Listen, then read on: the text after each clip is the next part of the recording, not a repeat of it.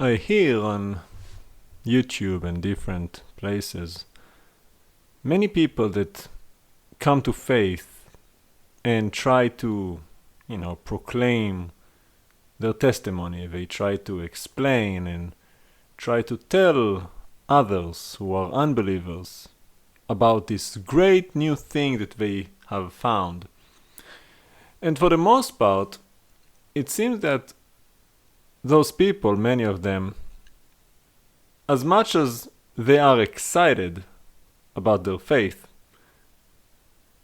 don't fully understand it. Most people, when they talk about faith, they talk about religion. I have found Christianity, I've converted to Christianity. It's the Christian values, it's the Christian tradition. Our Western society was founded on Christian principles, the Christian law. Now, the people speaking might actually have a genuine conversion, which means they actually do believe in God, the Creator. They do believe in the resurrection of Yeshua. They do believe, they're genuine in their faith. But the problem is that they don't even understand what they believe in.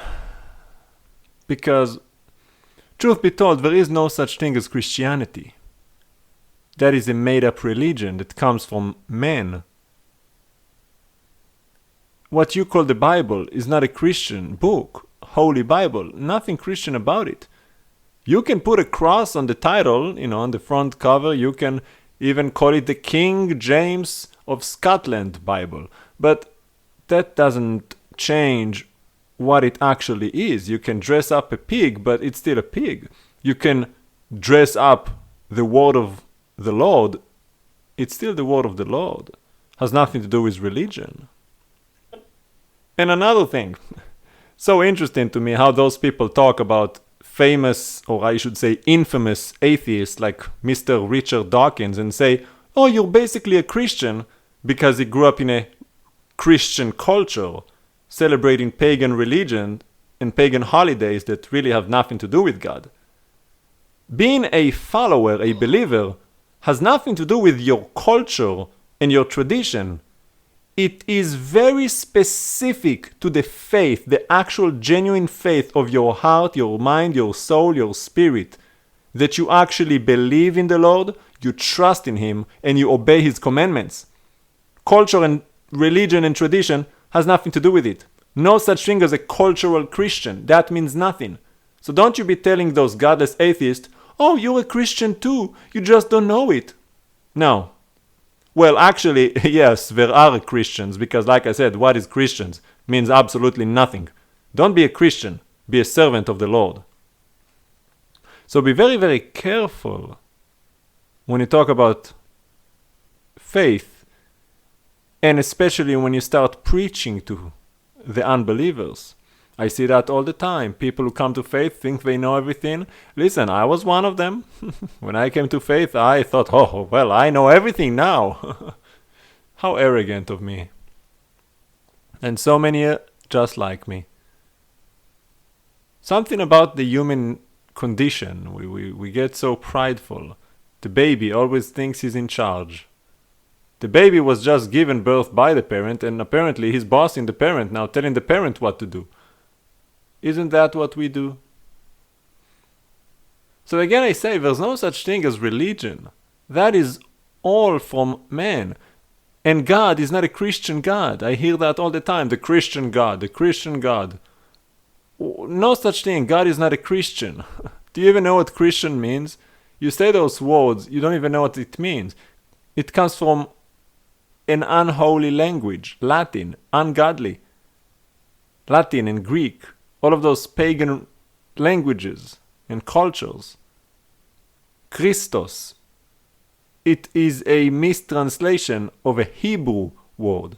Remember, the original scripture, the Torah, was written in the Hebrew language for the Hebrew people, descendants of Eber.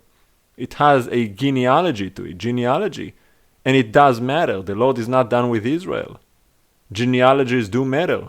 Life is in the blood. So it was written in Hebrew, and Christos means anointed one. It is a translation of Mashiach. And it comes from the Jewish background and heritage. It comes from the Torah, which is a Jewish book given to the people of Israel. Which again, I say Jewish book, but it's not really a Jewish book.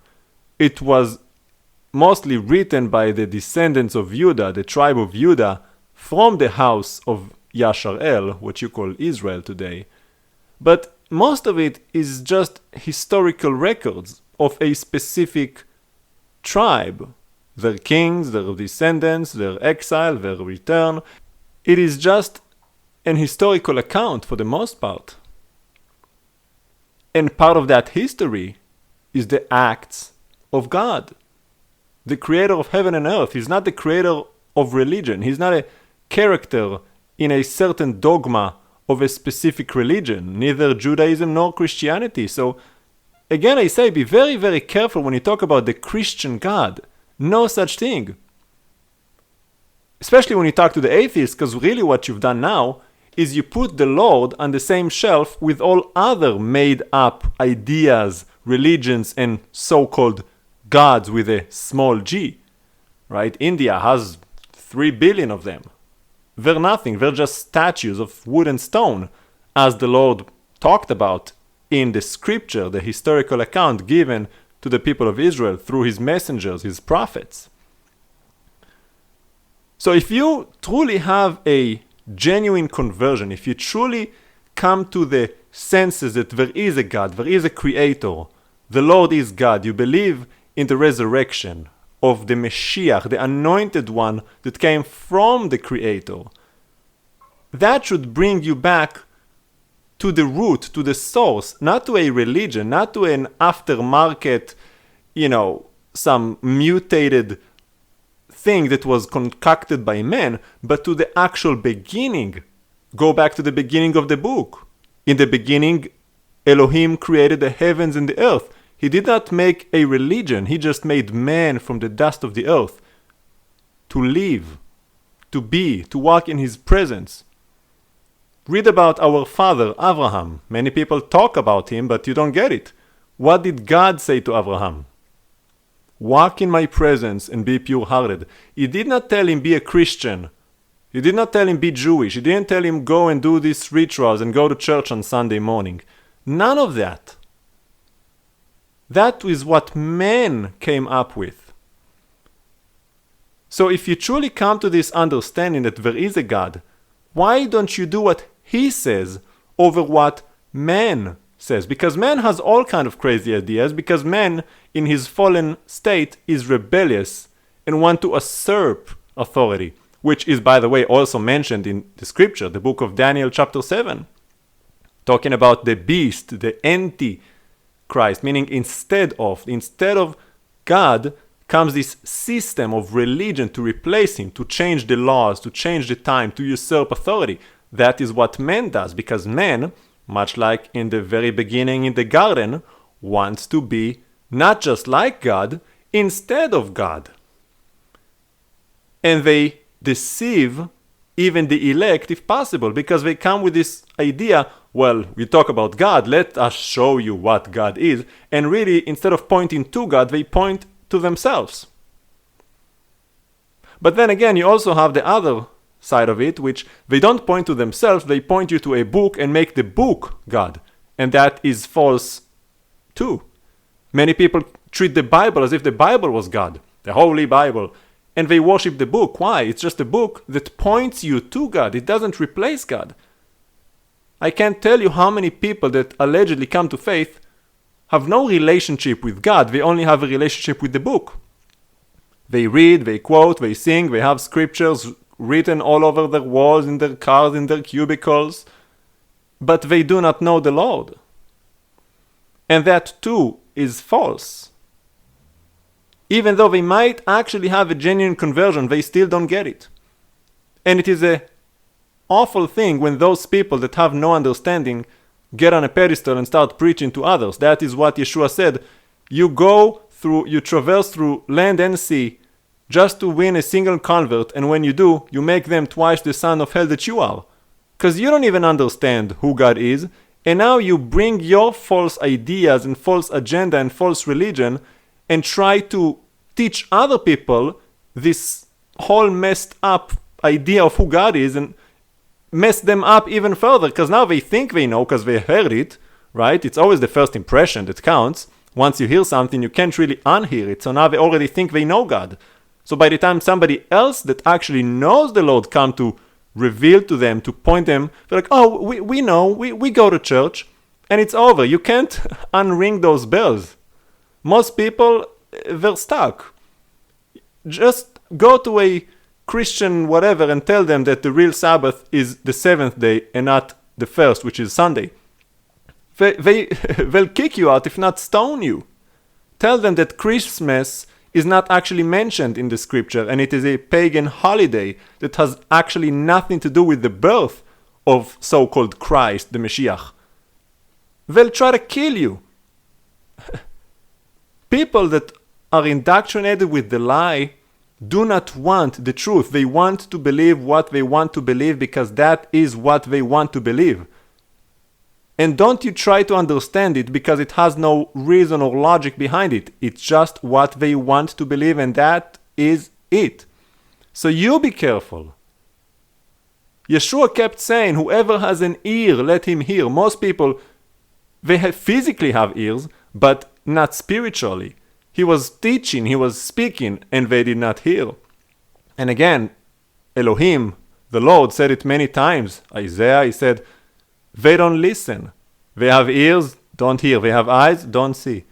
And then he said, since you did not hear, since you did not see, since you did not respond, I'm not going to answer your call.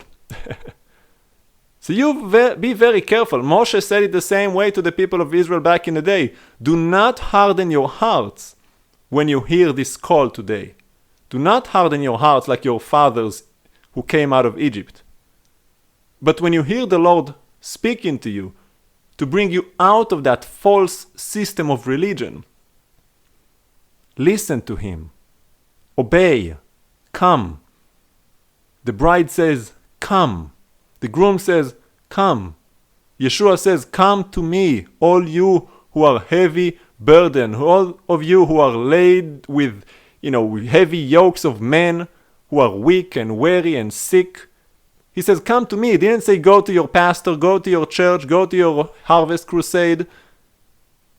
That's nonsense. That's going to send you straight into the depth of Sheol. Remember what Yeshua said, narrow is the path that leads to life. Very few walk it. Wide is the road that leads to death, and many walk that. And he said, many will come to me saying, Lord, Lord, did we not do this and that? Think about this for a moment. Many will come to him saying, Lord, Lord, and they're not going to get in. Because even though they call him Lord, Lord, they honor him with their lips, but their heart is far from him. Again, Isaiah 29. Nothing is new under the sun. It's the same people. Doesn't matter the religion. It's just a label you put on. You can put whatever name tag you want. It doesn't change who you are. Human beings. Again, no such thing as religion. God made man, which is why all men is pretty much the same. It doesn't matter which religion you come from. You're all the same. The hypocrites are the hypocrites. The righteous are the righteous. Revelation says, let him who is wicked be wicked still. Let him who is righteous be righteous still. At the end of the day, the Lord tests the heart. And if you truly have a heart for God, why would you not answer his call? So take it to heart and come out of Babylon. Do not partake in her sins so that you will not receive of her plagues, because the plagues are coming. And Babylon is the system that is meant to deceive, to steal, kill, and destroy you. You have been warned.